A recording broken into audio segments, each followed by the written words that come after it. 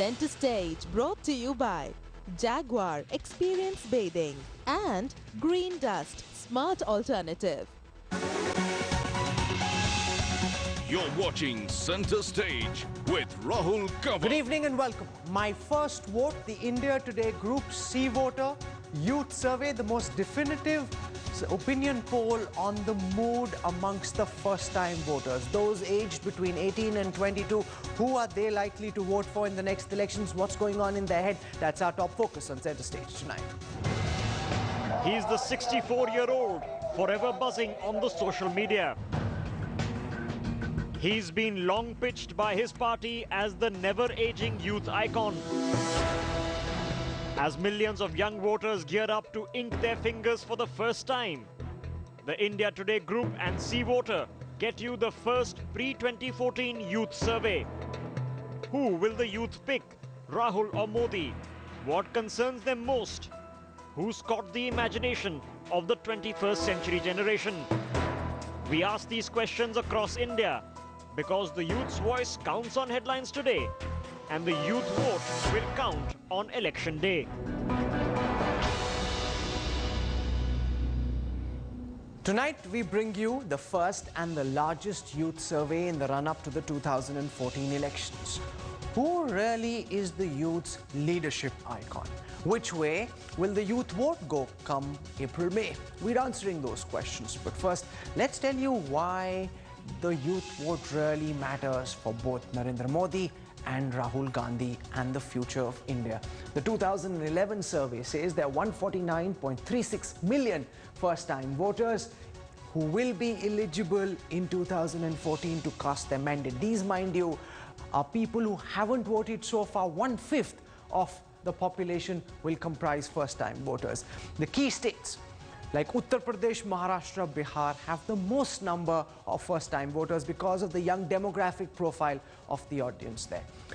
The youth form about 10% of the unemployed population of India. 600 million, which is about 50% of India, is under the age of 25 according to the latest survey.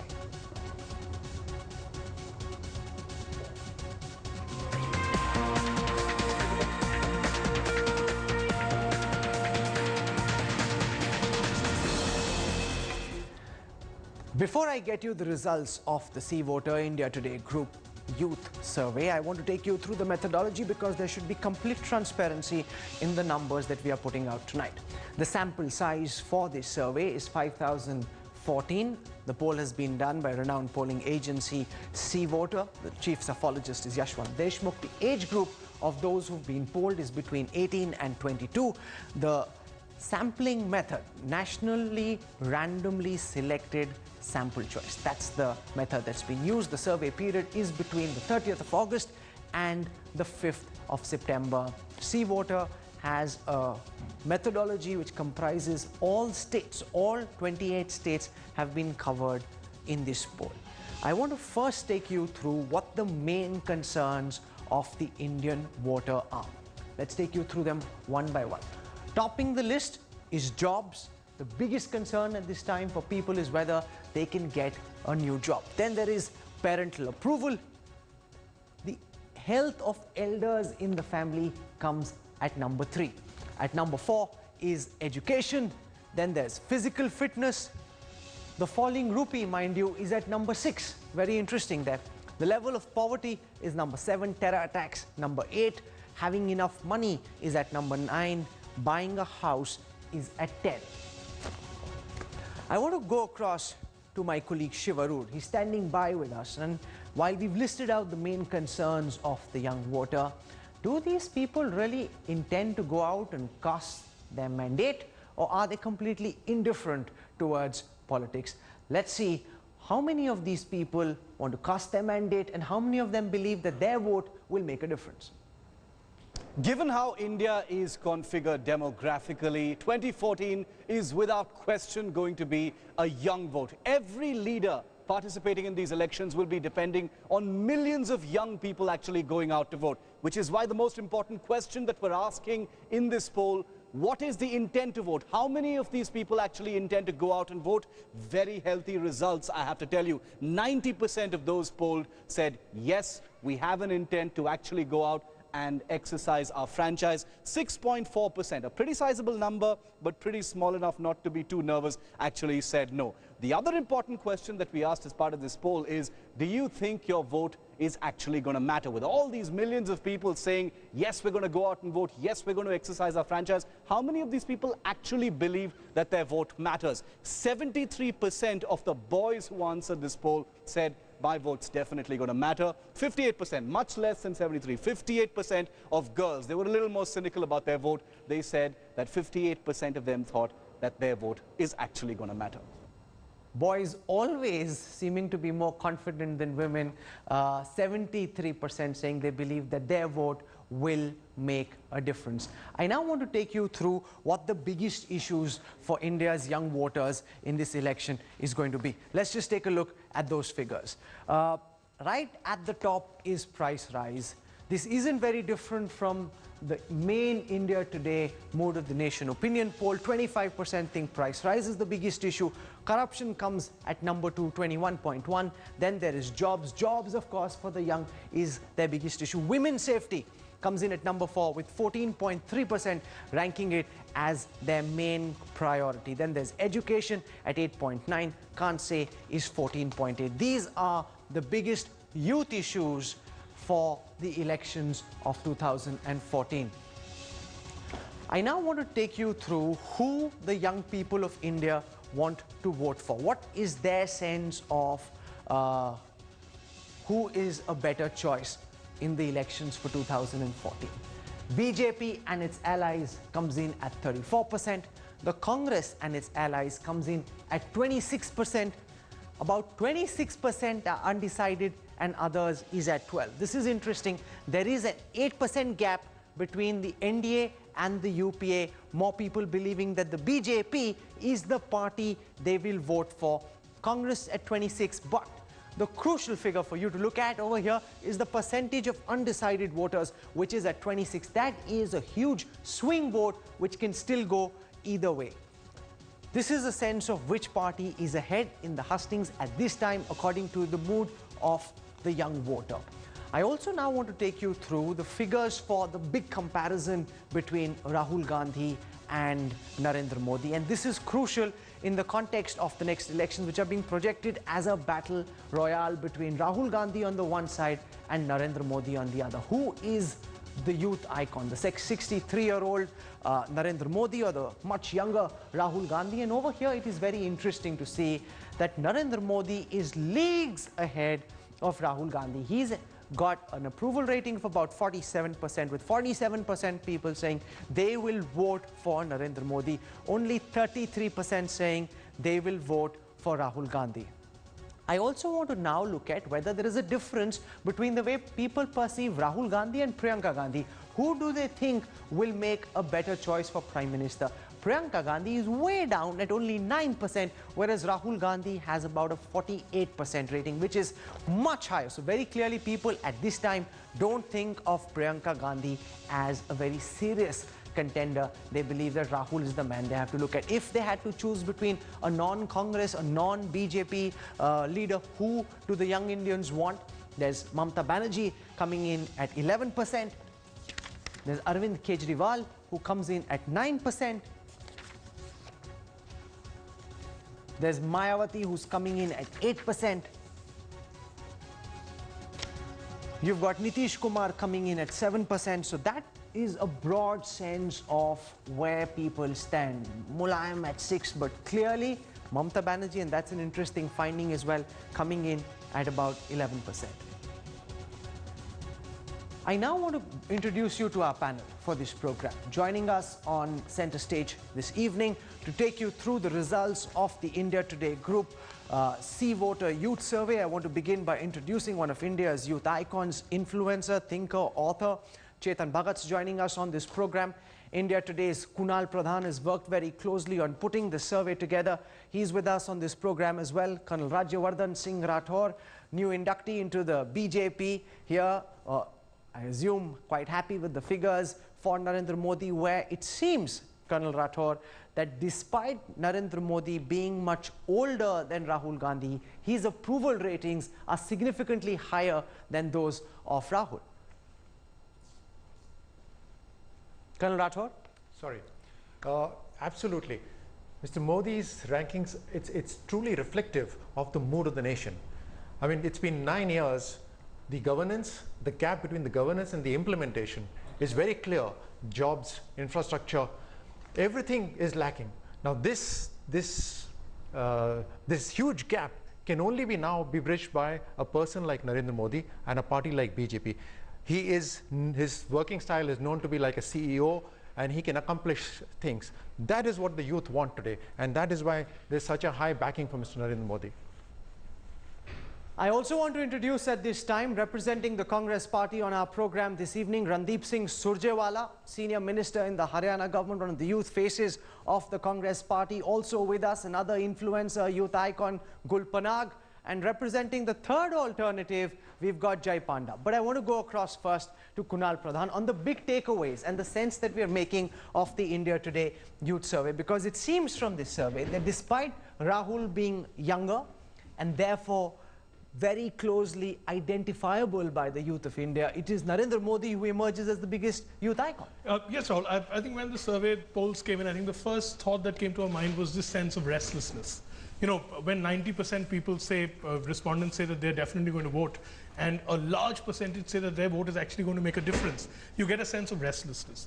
Then, you know, we started focusing on the things that they found to be most important. And you see, I mean, it's price rise, it's finding a good job. I think, you know, the sense of what is happening with the economy right now, which you know, affects the youth most of all, at least perceptibly, is something that they're really responding to. And that is what, you know, every reaction, you know, even when you talk about parental approval, you know, a lot of times parental approval is linked to how well you're doing. So it's all about, you know, trying to make your way in this world, you know, in a better manner than what's happened. And, you know, the gap is huge, because this was supposed to be the growth generation. And this growth generation has now become a generation of joblessness, of despair. And that's their biggest fear. So I think constantly, biggest fear. jobs is the one issue. Price rise, yeah. Jobs, corruption is the one issue that matters to them most. There are about 26% who are still undecided. So this is a big fight between the Congress and the BJP and everyone else who's in the fray to try and get this 26% to lean in on their side, Chetan.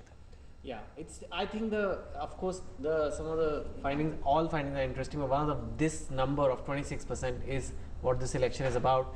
This election is about fence-sitters, and it is still up for grabs. It's still up for grabs. For 6 months is a very long time.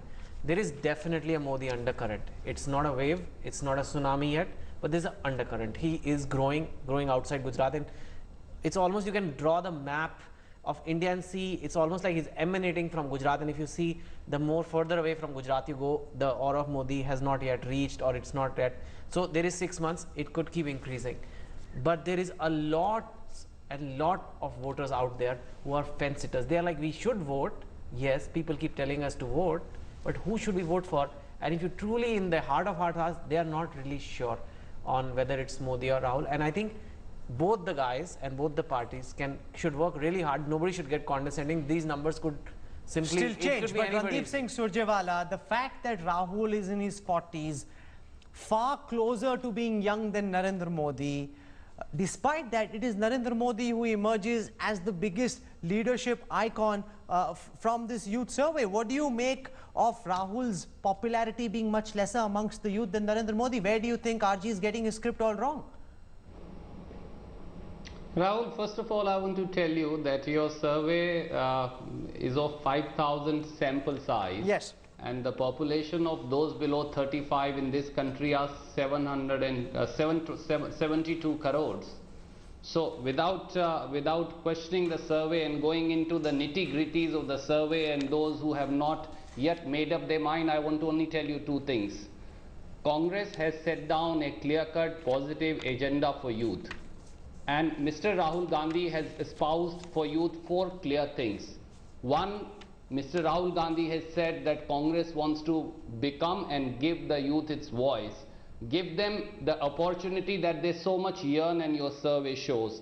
have the faith and trust in them to deliver to this country. And 4, which is extremely important, is to engage with them on a regular basis.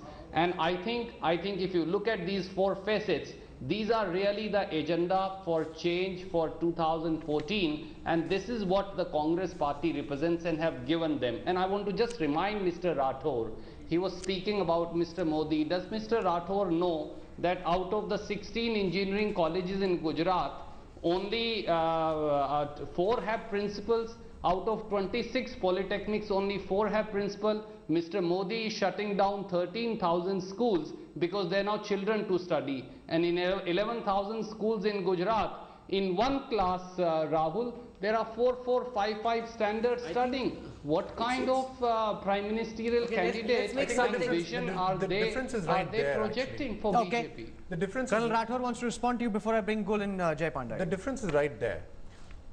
I mentioned to him that the vision of Congress is a little too late. They should have already implemented that vision. It's not about education, it's about converting education to jobs. It's not about the principles being there, it's about the end result. And the end result is very clear, that Mr. Modi is able to deliver. Today's youth wants delivery. It's very, very clear. They don't want promises. They want a person who can, even if his promise is less, can deliver. That's the bottom line. Gul Panag, what do you make of the fact that despite being much older, coming from the sort of background he does, the appeal of Narendra Modi seems to be far more compelling than the appeal of Rahul Gandhi? Why is it that the idea of Modi is appealing to this young generation so much? Well, I think the fact that the youth is seeing somebody with a track record in good administration is probably an overwhelmingly large factor in them supporting, according to your survey, Mr. Narendra Modi's candidature as Prime Minister.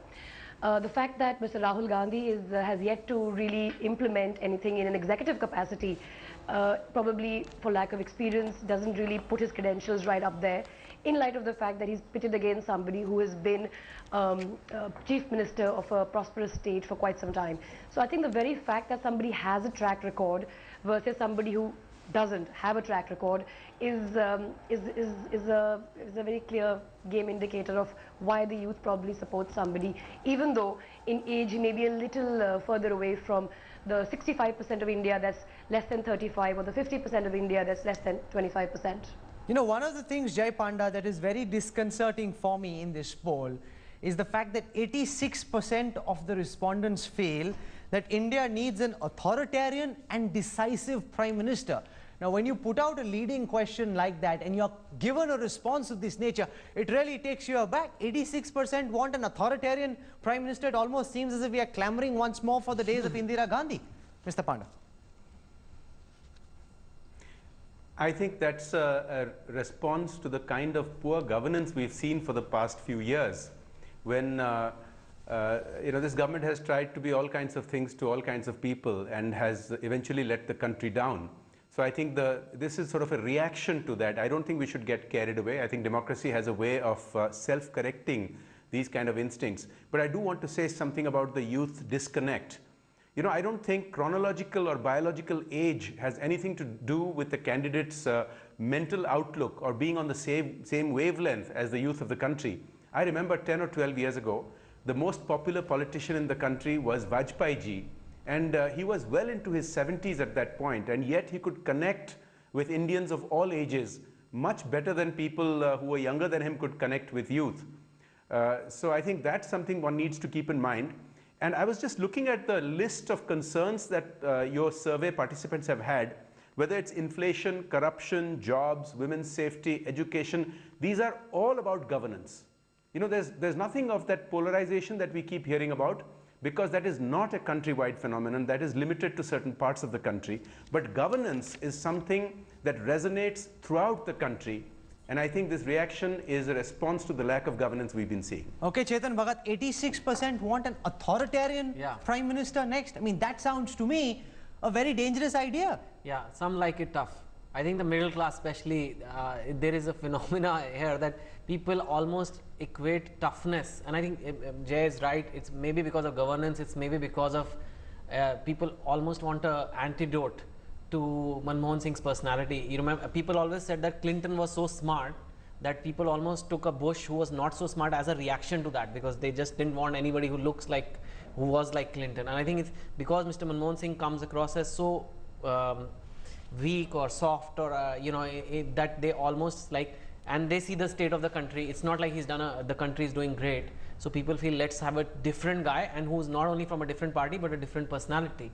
And I don't think it's such a bad idea, and I don't think he's as tough as people make him out to be. No, but this, Kunal, is very dangerous. The idea that people want an authoritarian man in charge. At some level, this is an indictment of the current Prime Minister, who obviously seems to be completely the opposite of being authoritarian. But in that, you don't want a dictator or an autocrat coming in. Yeah, see, it is like Chetan said, trying to look for a polar opposite and, finding one right now.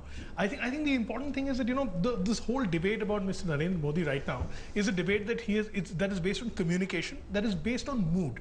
It's about trying to tell people that I have the answers, but not necessarily having presented those answers yet. Sarcasm and, rallies in which you make these sweeping statements can take you only this far. I think what the next thing he needs to do, and I think which will start coming out as the poll moves forward, is actually presenting an idea for India. Right now it's become a personality flight, but we are not a parliamentary election system. Presidential election. Yeah, presidential election system. We're a parliamentary election system. So it is actually this 26% swing voter, how he's going to position himself. Surjewala, what do you make of the fact that 86% of the respondents say they want a man who almost seems autocratic? They want somebody who's authoritarian, he's decisive.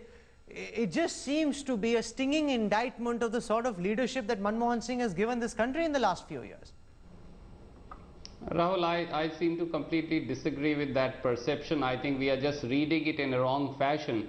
To be mild, to be a Democrat, if it is superfluous, I don't think so. Then it's against the very idea of India, as was just said. I just want to point out, this election is about agenda. This election is about taking this country forward and delivering something that the young wants. What has the Congress delivered?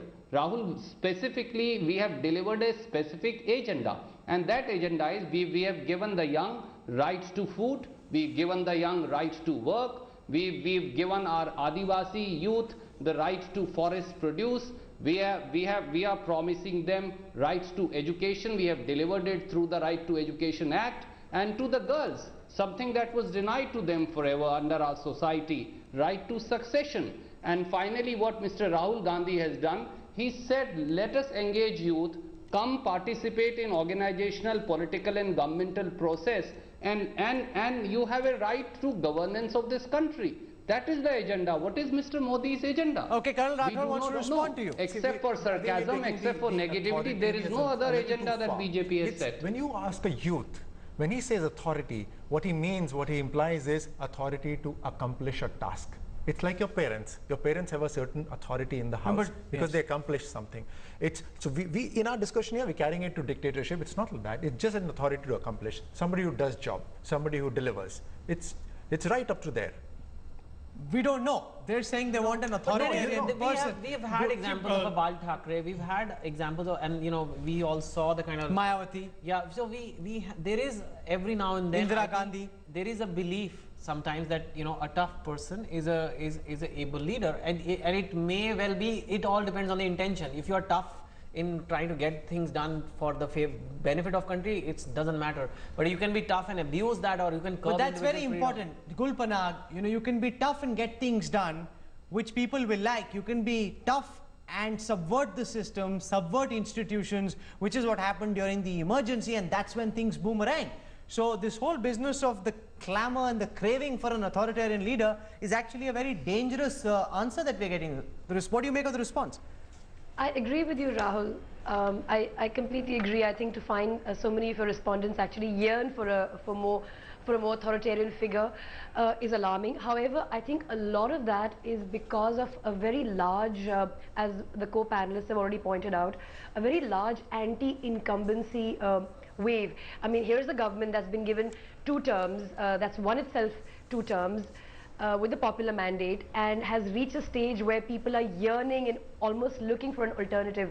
I think Mr. Rahul Gandhi and his work in democratizing the Youth Congress is remarkable, but perhaps will not yield results in the near future, or perhaps has been started too late to matter in this general election which is coming up.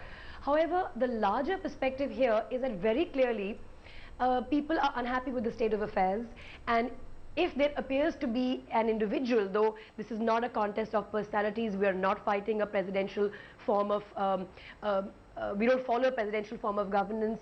This is not a presidential election. It should not be about personalities. It should be about parties, what each party stands for, what is each party's manifesto and agenda.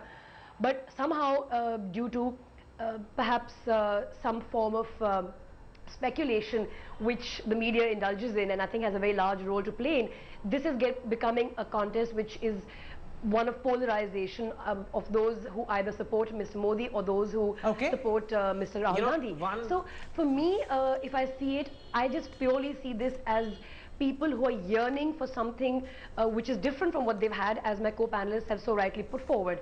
And the fact that right now anybody is better than what there is. So I would rather, I would put it as since you've tried the deep blue sea, you might as well try the devil. I mean, not saying that Mr. Narendra Modi is a devil at all by any means, but the point I'm trying to make here is, having seen this government do what it has done in the last 10 years, and of course there are sections of the electorate who will believe that they have been benefited, and they have a right to choose and when the election comes. You know, while for most parts, seen as somebody while who can for be most tried parts, and voted out in 5 years, Rahul, if he proves to be somebody who...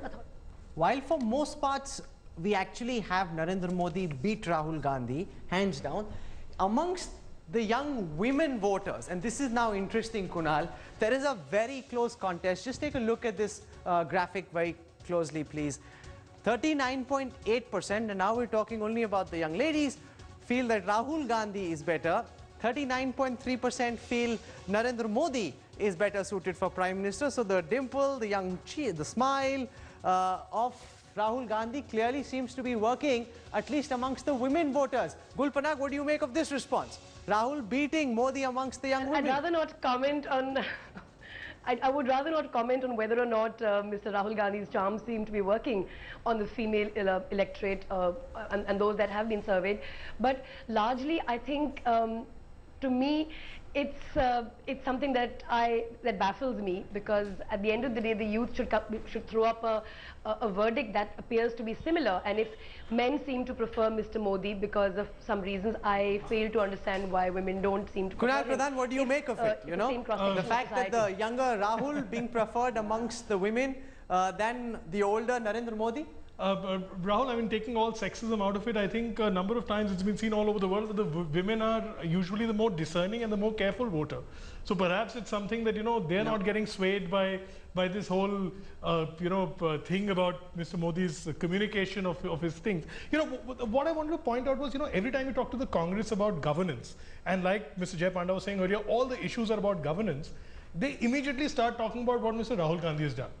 You know, while actually he's not the person who's the Prime Minister. I think there is this whole, urgency to sort of distance this election from the current government, from the current Prime Minister, because they can see that there is this urge to look for somebody different from the person who's in power right now. And it's Mr. Rahul Gandhi's name who gets thrown up every time, rather than Mr. Manmohan Singh's, though the policies that they're talking about, the things that the government has implemented are actually done by his government. Can I just quickly comment on this? This is a fascinating number, because this is something I've believed for a long time, and people used to laugh at me when I say this tie. It's actually a tie, Rahul Modi.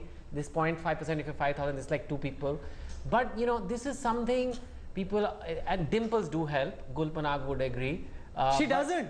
She has dimples herself, only for that reason. But in her profession, in this profession, they don't help. What is happening is, Mr. Modi is known as a person who's somebody who can get things done, maybe, or that's the persona that has been projected. But as a human being, at a human emotional level, do you know Mr. Modi? That humanness is not there. It's more for Rahul Gandhi. You know what happened in his family, you know, and these factors do matter. The politician's personality is not just his governance. As a human being, what is Mr. Modi? You don't have to defend him. Okay, you've just joined. I know, it's awesome. But I'm just saying, But that's an important question. It's something with the real Narendra That's an Modi. What is important his question. views? I want each person to respond one by I'm one. actually not defending let's, it at let's all. get. No, I'm not defending. No, the fact. Okay, let me finish. Jai Panda. The fact that Modi is an enigma. The fact that, I mean, to some sense, even Rahul is an enigma, but Modi is the bigger enigma. His personal life, we don't know very much about. It's kept secret for large parts. He just wants us to focus on his work, his development, his governance, administration, It doesn't and nothing work else. like that in Does he then? Chetan Bhagat argues that that makes him less believable than a Rahul Gandhi whose personal story all of India has His seen play out. views on women, particularly on the freedom, what does he? I know his views are not rigid, but there is association because a lot of the Bajrang Dals and the Ram Sena types get attracted to people like Modi. It may not be the other way around. So a lot of girls feel, okay, are these going to come in and they're going to say, okay, they're going to wear this, that. There is that fear where Rahul doesn't think. And on those points that people keep crediting Rahul with everything, see, the Gandhi family has a lot of legacy. And that is the advantage, say, they have in South, where people know Gandhi family, they don't know Mr. Modi. And that legacy is being enjoyed by Rahul Gandhi. But what are his individual actions that we all know? They are not, he's only consuming okay, that. Panag, is that a concern you think to young women? The fact that there is the Bajrang Dal, the Sri Ram Sena, which are not directly associated with the BJP, mind you, but are considered as part of the extended Hindutva brigade. And he's also said things like the 50 crore girlfriend, etc., which again is stuff that, do you think that would impact women voters? Well, since I very clearly am baffled at why there's a tie on something like this, not because I would like to take something away from Mr. Gandhi and give to Mr. Modi, but the simple fact that the only explanation that seems logical is the one Chetan has offered, that maybe the human face of Mr. Gandhi appeals to the women surveyed, the women that you surveyed, and the fact that maybe the fact that there's a possibility that extreme right-wing factions might draw some inspiration from Mr. Modi and may not be the other way around, that could probably take some women away from his support base. But it's something I'm completely baffled by. Okay, let's see what Jai Panda has to say. Is it only about the dimples, don't the vote for charm, somebody because of dimples, the youth the good appeal looks, amongst or the women? That's personality. the only category where Rahul seems to be beating Modi, Jai.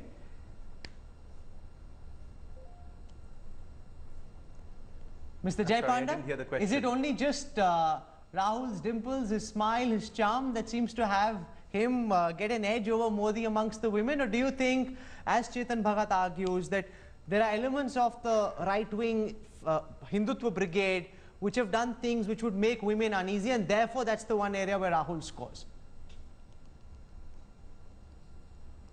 Rahul, I wish I knew what women want. I think that's a complex question that has baffled men for thousands of years. But let me tell you something. I think in this discussion we are losing sight of the big picture. It was only referred to tangentially a little bit earlier by Chetan Bhagat that trying to make this election out to be a presidential one between Rahul Gandhi and Narendra Modi is not the ground reality of what's going on. First of all, Rahul Gandhi is not the nominee of his party to be Prime Minister. And although Mr. Modi is, Chetan made a very important point that the further you go away from Gujarat, there are issues. For example, in Odisha, just today we've had statewide urban elections. And although these are local elections, but urban is something where one of these parties is supposed to have an edge. And I'm telling you, in weeks of campaigning, we haven't really seen any of that. You talk about women's vote. At least in my state, you can see that the majority of the women are quite enamored of yet another bachelor in politics who's my chief minister. And I think across the country you're going to see several leaders who defy the stereotypes that you've been talking about, either the dimpled good looks who are missing in action or the sort of over assertive lead from the front type of people. There are many chief ministers who defy both these molds and yet deliver results time and again and keep getting re-elected time and again. Okay, Randeep Surjewala has his hand up. He wants to come in on the dimples, the smile, and the fact that Rahul is ahead of Modi, at least amongst the women. Mr. Surjewala. Rahul, just taking up from what Chetan had said, we have to understand one simple issue, and that is what kind of a person and personality do you represent? Mr. Modi is somebody who's identified with 2002 riots. Here is a person who's identified with rigidity. Here is a person who's identified with being authoritarian. He is a person who's identified being not being democratic. And you compare him to Mr. Rahul Gandhi. Rahul Gandhi is known to be open. He's supposed to be an assimilator. He's inspirational. He's ready to hear criticism. He's ready to correct his party's line where the larger public mandate is otherwise. And I also want to remind you that the last 3 assembly elections that have been held is in Karnataka, Uttaranchal and Himachal Pradesh. And in all these 3 states, the young and old, both alike, have overwhelmingly voted Congress to power. Okay, I want to now go back to Shiv and take a look at 3 very loaded questions. Do people want war with Pakistan? Are they in favor of India hitting back and returning to Pakistan in the same currency that they've been hitting at us with? What do they think about the equation with China? And how much of a role do they think the Gujarat riots of 2002, this is just the young voters, several of them, if they were 18 now, you can imagine how young they'd be in 2002. What do they think of the Gujarat riots and whether they believe it'll be an issue in the next election? Shiv, take it over. Well, apart from all of the issues that politicians want to make election issues in 2014, there are very serious questions that occupy and preoccupy the minds of millions of young people in India. And we went out and actually put some of these questions as part of this poll survey to thousands of youth, and very interesting answers. One of the questions we asked, should we go to war with Pakistan? Given the season of ceasefire violations, given how they've been killing our Jawans, should we attack and go to war with Pakistan? 30% of those polled actually said yes, but 52% said no. 52% said no, it's not wise to do that. What about the other country that stands as a threat to India? Should we go to war with China? They've been violating the border as well. They've been intruding into India across the line of actual control. What do young people think about that? Going to war with a country like China, which is definitely is in Pakistan? 18% yes, 69% said no. So a healthy number of people said war with China is definitely not an option. And a third and even more controversial question, given that Narendra Modi is one of the big towering figures in the 2014 election and the BJP's formal official prime ministerial candidate, will the 2002 post-Godhra riots be an issue going into 2014? And look at the numbers, surprising there. 47% said yes, 33% said no. So it's definitely going to be an issue. So those who were 18 at the time when this poll was conducted would have been around 11 at the time of the 2002 riots. Or would have been 7 at the time of the 2002 riots 11 years ago. Now, even they, almost 47% feel that the Gujarat riots will be an issue. So clearly, as much as the BJP would want Jai Panda to run away from this issue, to move on to talk of development and governance only, even amongst the youngest voters, they believe the Gujarat riots are a significant issue in the polls of 2014.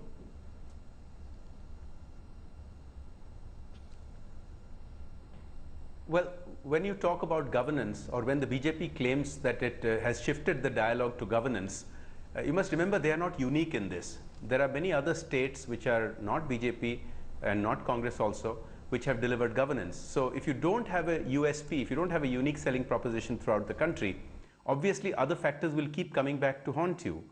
But the reality is that, as we've just seen recently in UP, that these kind of allegations are not limited to them. It's across the country in many different places and many different parties.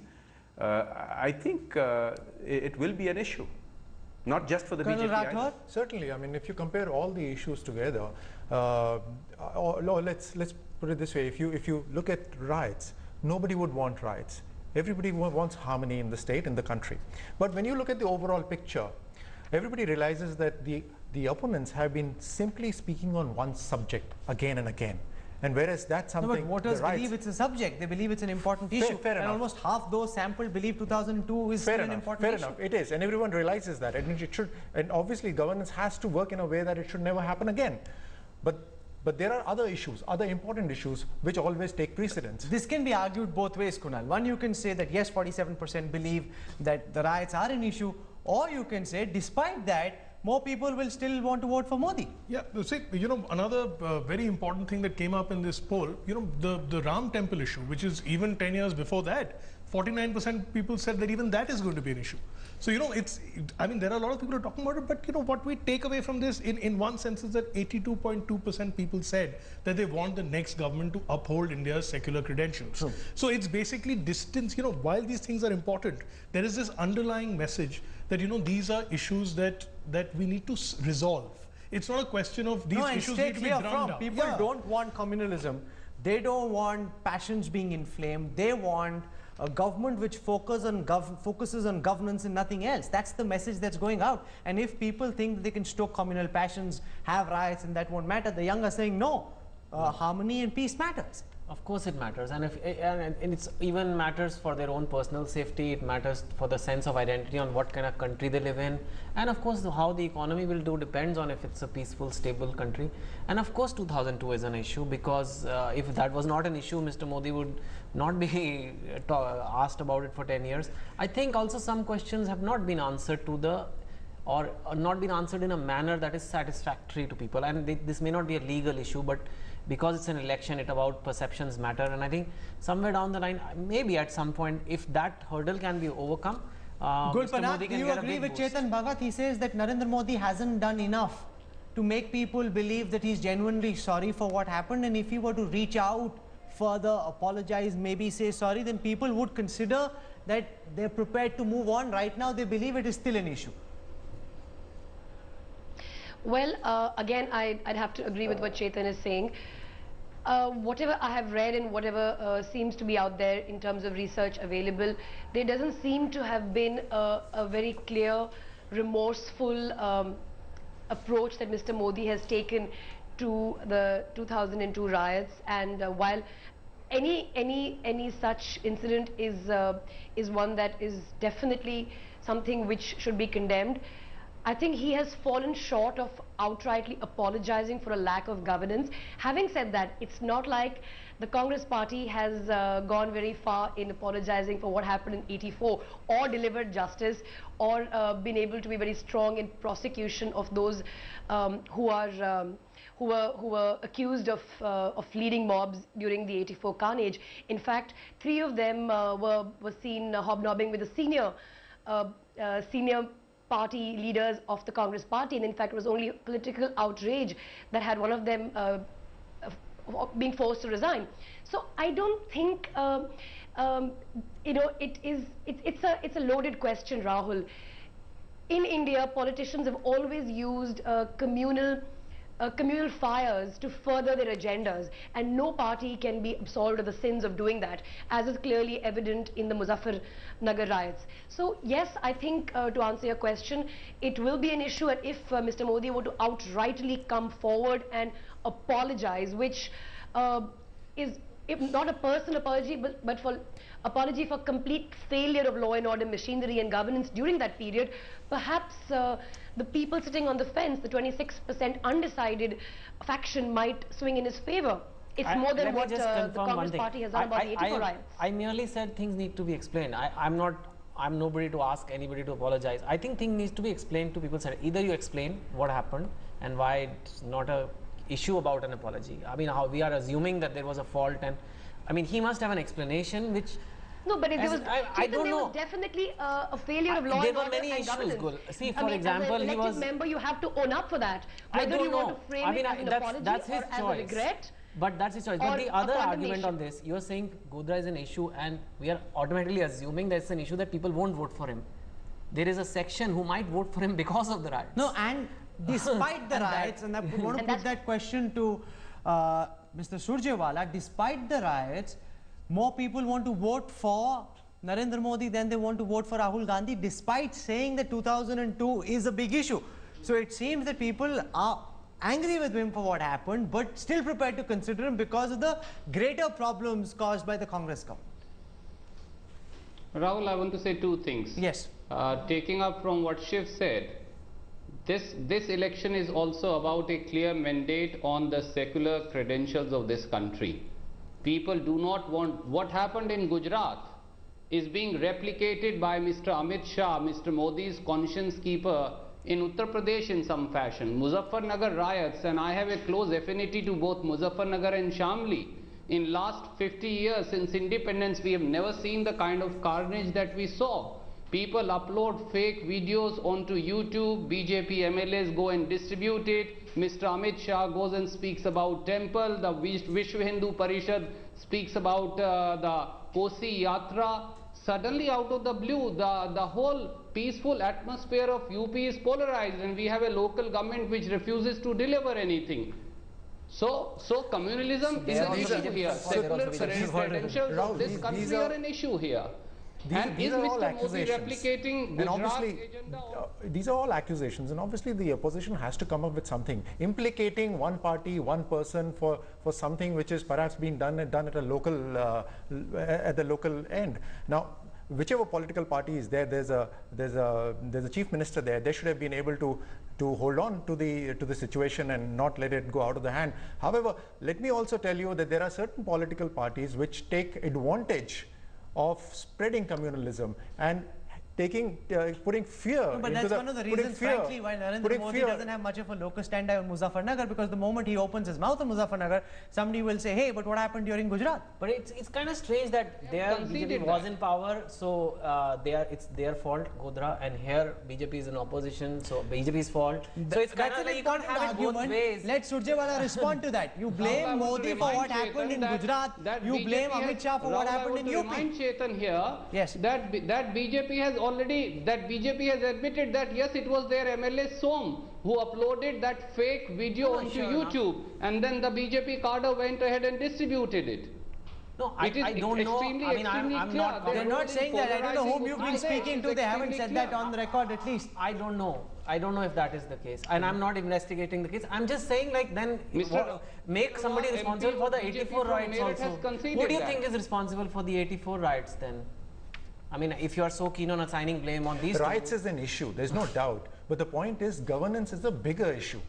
I mean, no single person is responsible for riots. Yet, the opposition will try and blame a certain political party. And obviously, everyone understands. Okay, Jai Panda, what do you make of the fact that 47% people still believe that the riots of 2002 are an issue, even amongst the young, most of whom would have been so young that they wouldn't have been following news or following developments very closely when they were 11 or 12, when they were 8 or 9 actually? Look, ultimately the proof of the pudding is in the eating. So no matter what you argue on either side, whether it has been explained away or apologized for, or whether people have accepted that, the reality is that your survey shows that almost 1 out of every 2 young person surveyed says that it is a factor. Correct. So we must keep that in mind. The other point is, the people or the parties making these allegations are themselves complicit. You know, I just heard about allegations about Muzaffarnagar. The fact is, in Muzaffarnagar, clearly more than one party has been involved, or the members of more than one party have been involved in some fashion in provoking or inciting.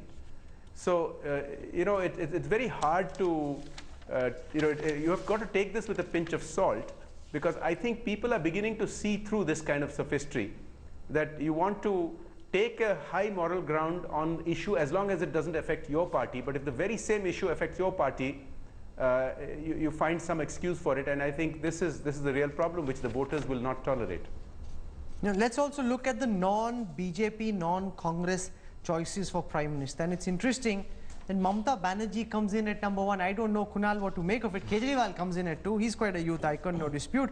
Mayawati comes in at 3. Nitish Kumar comes in 4. I would have imagined that Nitish Kumar's figures would have been much higher than those of a Mamata Banerjee. Maybe Nitish could have been followed by Kejriwal. How do you assess that? I think it's just as clamoring for somebody who seems to be out there in your face, can deliver, which is, you know, like we were talking earlier, a reaction to what we have in place right now. I mean, you know, everybody's talking about how the Samajwadi Party stormed into power in UP, but you can see Mayawati is above Mulayam Singh Yadav, because she's seen as this, you know, this woman who does things, tough woman who just decides that this has to be done, and in 2 hours it's done.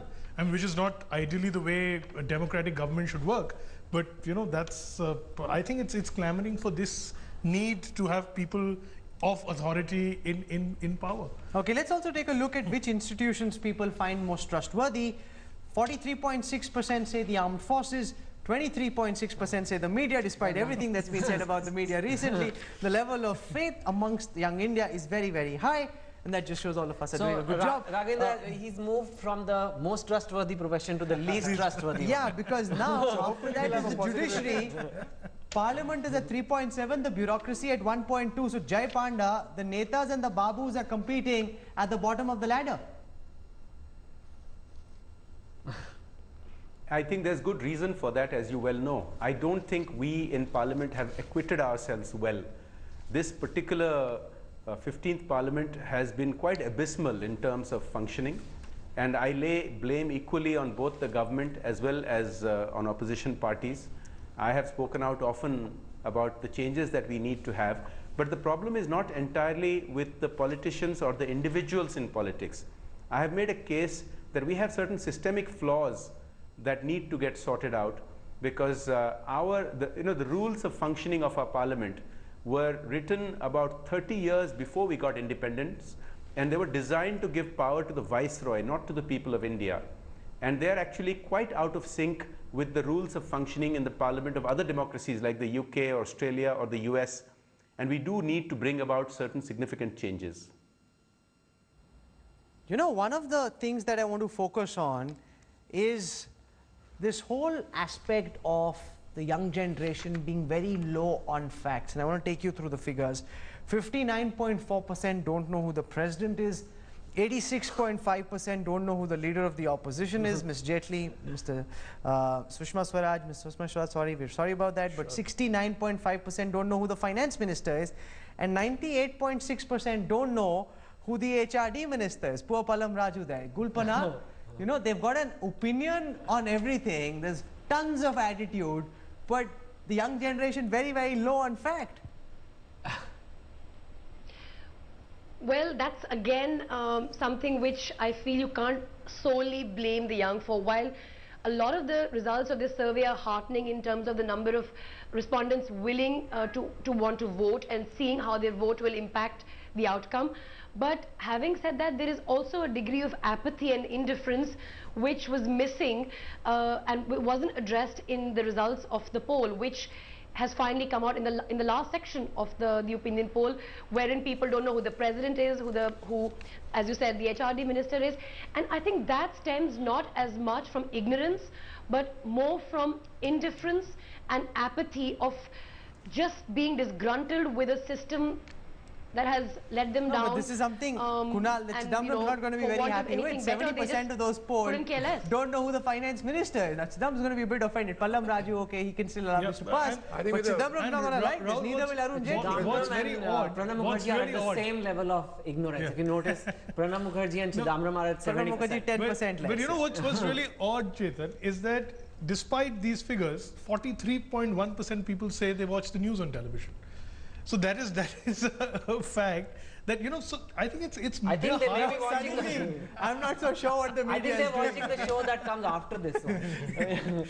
But well, it's I think high on emotion. It's not really about the nitty-gritties of who is there and whatever.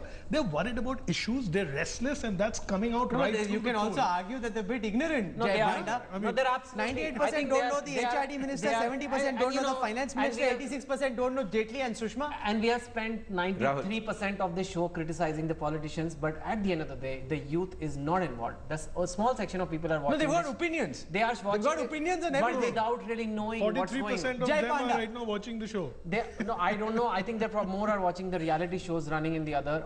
And I think if the youth became involved, the country wouldn't be in the state it is Okay, today. Jai Panda. Rahul, I just want to point out, I would be willing to bet that a larger percentage of your survey participants would know who Gul Panag and Chetan Bhagat are, because that is the demographic you have been polling. And I think this also fits into another point that I've been talking about earlier, that ultimately all politics is local. Ask them who their MLA is and they would have a much better chance of knowing that. Ask them who their council member is, they'll have a much better chance of knowing that. And that is why I think we are often making a mistake in pretending that this is a national presidential election, which it is not. Okay, I want a quick final comment from Rahul, Mr. Surjewala. And before that, I just want to take our viewers through this issue of who influences the voting decisions of the young. At number 1, you've got parents. Number 2, you've got TV. So TV is really important. Number 3, there's newspapers and magazines. Number 4 is social media. Number 5 is friends. So TV, parents, newspapers, social media. And social media, again, something which the Congress has woken up to rather late, Mr. Surjewala. Social media, almost 69.3% say they believe social media can play a role in bringing about socio-political changes. Mr. Surjewala. Rahul, social media is important, and all political parties, including the Congress, realizes it, and one of our young MP, Mr. Dipender Hooda, is currently addressing that on behalf of the party and a whole team of party people. Having said that, I just want to make one point. The low percentage of awareness that you say is reflected in your rather small sample survey of 5,000 also reflects one thing. For all political parties across the spectrum, that the rules of engagement need to change. That we need to engage more with the young, that we need to listen to them more, we need to hear their voice, we need to listen to their aspirations more, and then we need to find solutions comparable and in accordance with their aspirations. So rules of engagement for political parties also need to change. There is a message there, and I don't seem to agree Kunal, with Jay on final that. 20 seconds, the takeaway from this survey. Rahul, I think the takeaway from this survey is that there are issues, economic issues, the economic climate that is causing deep concern amongst the youth.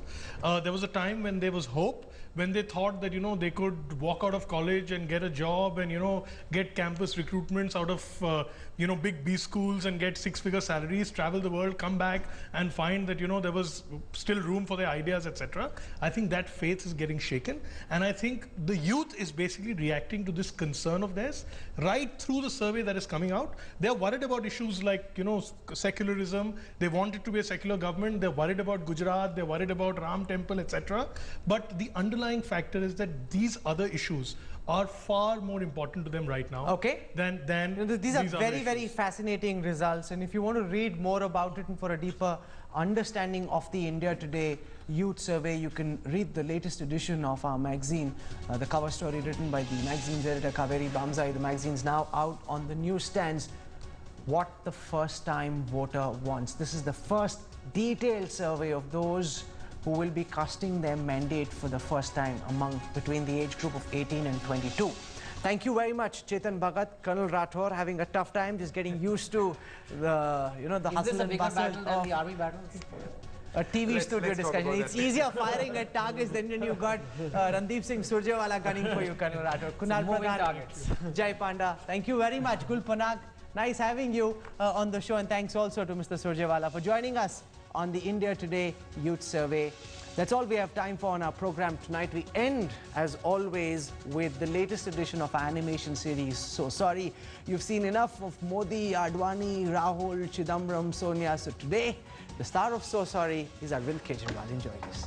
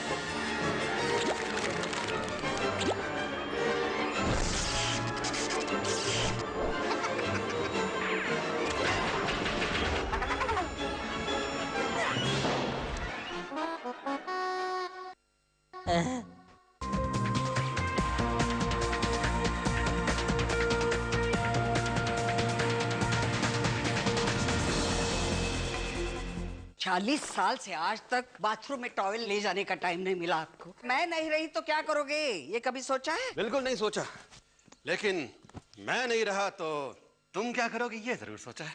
हमारी monthly retirement income मेरे बाद सारी की सारी तुम्हारी, और मेरी तरह पूरा दिन ढींगा मस्ती। जब मंथली इनकम हो आपके लिए और आपके बाद आपकी वाइफ के लिए, तो मस्ती तो होगी ही। Max Life retirement plans.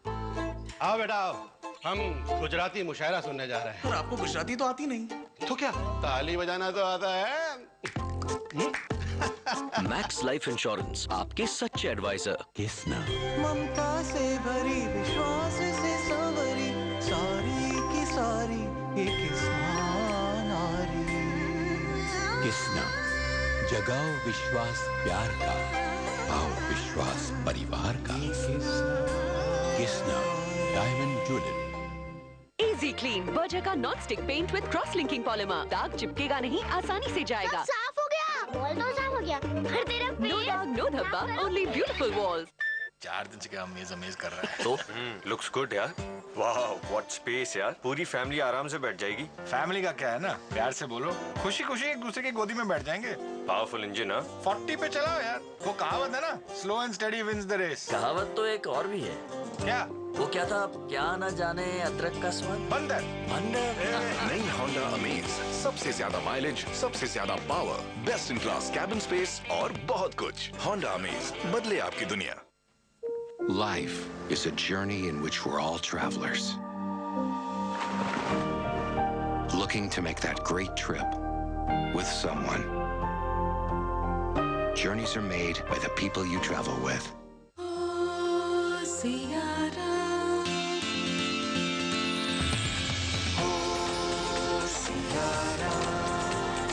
Coming home to Sierra. Coming home to Sierra.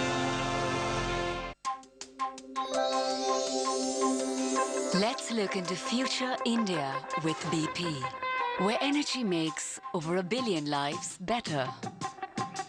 Energy found in the most challenging places, discovered in the deepest waters, and seen even through the rocks by bright, innovative minds.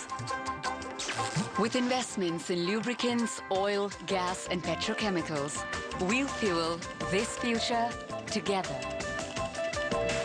BP in India. There is energy in this partnership. Beautifully nocturnal. Beautifully you. Chili. Through the Mystic Eye shows Sadhguru in his multifacets. Eminent personalities from various walks of life in conversation with Sadhguru. This week's episode features Pandit Jasraj, and he will share his thoughts on music. आई रस की फुहार, हर घर में बहार। आई रस की फुहार, हर घर में बहार। लुबी है जहां, पानी है वहां।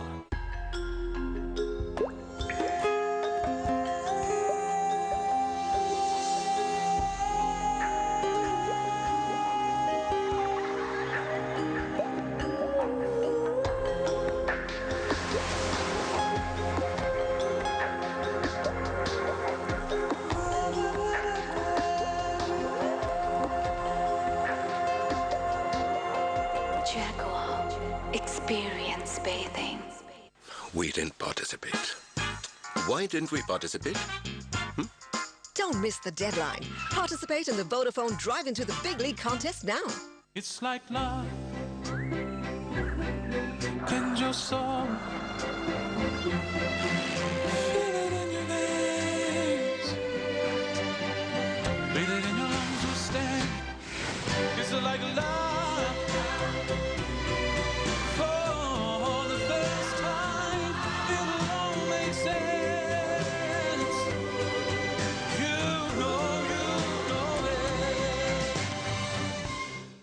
XXX condoms, अब 9 मजेदार फ्लेवर्स में। This is the TV Today Network, and you are watching Headlines Today.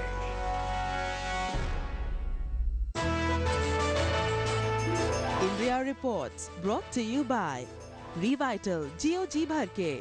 आपको कोई पछतावा नहीं, मतलब है नहीं। A daughter lynched, her lover beheaded. Cold-blooded murders in the name of false prestige. Once again comes a chilling reminder of India's deeply entrenched feudal system. On India Reports tonight, we lead with the vilest crime committed in the name of honor, coming from a state where caste honor is bigger than the law and thicker than the blood of its own children. And not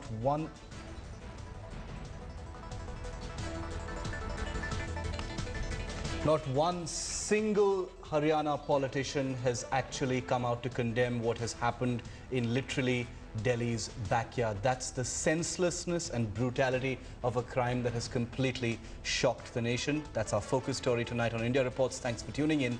I'm Shiv Arur. I'm Preeti Chaudhary, and first up, as usual, before we get to that ground report, let's run you through the top 10 stories we are tracking in this Thursday night edition of India Reports.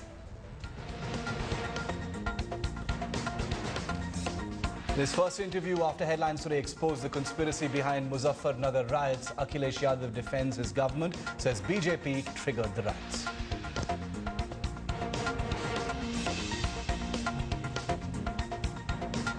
जब BJP और अन्य लोगों ने उस मंच को संभाला और उसको कम्युनल रूप दिया है, तब ये जाकर के घटना